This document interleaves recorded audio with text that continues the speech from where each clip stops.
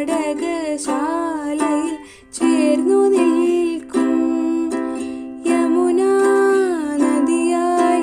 കുളിരലയിളകും നിലവിൽ അമ്പലപ്പുഴേ ഉണ്ണിക്കണ്ണനോടു നീ എന്തു പരിഭവം മെല്ലെ ഓതി വന്നുവോ കൽവിളക്കുകൾ പാതി മിന്നി നിൽക്കവേ എന്തു നൽകുവാൻ എന്നെ കാത്തു നിന്നു നീ തൃപ്രസാദവും മൗന ചുംബനങ്ങളും പങ്കുവയ്ക്കുവാനോടി വന്നതാണു ഞാൻ രാഗചന്ദനം നിന്റെ നെറ്റിയിൽ തൊടാൻ കോപകന്യയായോടി വന്നതാണു ഞാൻ അമ്പലപ്പുഴേ